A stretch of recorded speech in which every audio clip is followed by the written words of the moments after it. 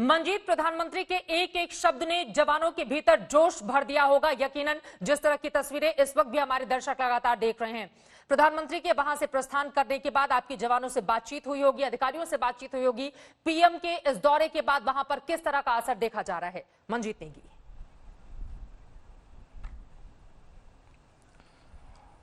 चित्रा, युद्ध घोष से पहले जिस तरह से जवानों को मोटिवेट किया जाता है, उनका हौसला बढ़ाया जाता है, कुछ इसी तरह का नज़ारा यहाँ पर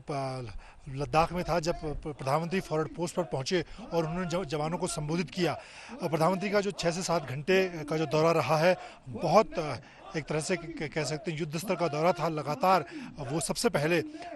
लेह में उतरने के बाद फॉरवर्ड पोस्ट नीमू ब्रिगेड जो यहाँ से 35 किलोमीटर आगे का इलाका है, वहाँ पर पहुँचे और वहाँ पर सीधे जाकर उन्होंने सबसे पहले जवानों को संबोधित किया। उनका संबोधन के दौरान जिस तरह से उन्होंने जवानों को एक तरह से युद्ध में जाने से पहले की तैयारी को लेकर अलग अलग तरीके से उनका हौसला बढ़ाया और साथ ही वहाँ पर जो आर्मी कमांडर थे, CDS जनरल बिपिन रावत थे, इसके अलावा northern army commander lieutenant general YK Joshi, उनसे उन्होंने ताज़ा हालात की जानकारी ली और साथ ही जो सैन्य कमांडर थे उनको सीधे निर्देश दिए प्रधानमंत्री ने कि अभी जिस तरह के हालात, एक तरह से दोनों सेनाएं आमने सामने खड़ी हैं और 15 जून की जो घटना जिस तरह का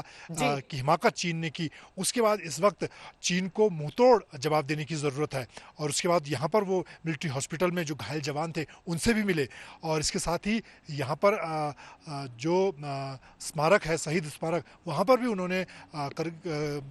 सियाचिन से लेकर करगिल तक अब तक के जितने तमाम शहीद हैं इस इलाके में, उनको श्रद्धांजलि दी। चलिए, दोबारा आपका मैं रुख करूंगी मंजीत। बेहद महत्वपूर्ण जानकारी आप दे रहे हैं और जब देश का कमांडर फ्रंट मोर्चे पर जाकर खुद लीड करे और इस तरह से हमारे सैनिकों की हौसला अफजाई करे तो वो अपने आप में उसके लिए शब्द कम पड़ने लगते हैं, क्योंकि ये बहुत ज्यादा जरूरी हो जाता है एक ऐसे वक्त में जब LAC पर चीन के साथ तनातनी का माहौल है। और इसी सवाल के साथ SVP सिंह जी, मैं सीधे आपका रुख करना चाहूंगी। जब प्रधानमंत्री नरेंद्र मोदी वहां पर संबोधन करते हैं और चीन की ओर से प्रतिक्रिया आती है कि बातचीत तो अभी जारी है, कोई भी पक्ष उकसाने वाली बात ना करे, तो इसको क्या समझा जाए? क्या खलबली मची हुई है इस वक्त चीन में प्रधानमंत्री नरेंद्र मोदी के इस मजबूत संबोधन के बाद? सबसे पहले तो मैं अपने प्रधानमंत्री का वहां पे जाने का मैं उसके ऊपर जिक्र करूंगा कि एक बहुत महत्वपूर्ण उनका ये डिसीजन और वहां पे जाके उन्होंने जैसे संदेश दिया है, भाषण दिया है, एक सारी दुनिया ने सुना है और ये उनका संदेश चीन के कानों में गड़गड़ा रहा होगा कि हमारा देश 2020 में तैयार पर तैयार है। अभी तक तो 70 साल में जो वो करते आए हैं, छोटी छोटी इंच बाय इंच या ग्रैब बाय ग्रैब एंड फिर नेगोशिएट, वो जमाना, वो टाइम खत्म हो गया है।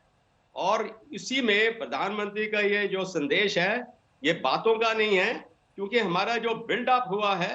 एक बहुत ही स्ट्रॉन्ग तादाद में ताकत दिखाते हुए तैयार बर तैयार एक बहुत शानदार ट्रेंड फौज है। दूसरा, चीन के जो ये संदेश आ रहा है कि बातचीत रहे, बहुत अच्छी बात है, बातचीत रहनी चाहिए डिप्लोमेटिक लेवल पे, पॉलिटिकल लेवल पे, इकोनॉमिक अफेयर्स वगैरह के ऊपर, मिलिट्री टू मिलिट्री भी रहनी चाहिए, बहुत बड़ी अच्छी बात है। पर चीन के इस संदेशों से हमें इस ट्रैप में नहीं पड़ना, उनके धोखेबाजी में। उन्होंने अरुणाचल में भी मूवमेंट की है, कहीं भी सिक्किम वगैरह में भी कर सकते हैं, उनकी शैतानी नेपाल में भी हो सकती है। हमारे देश को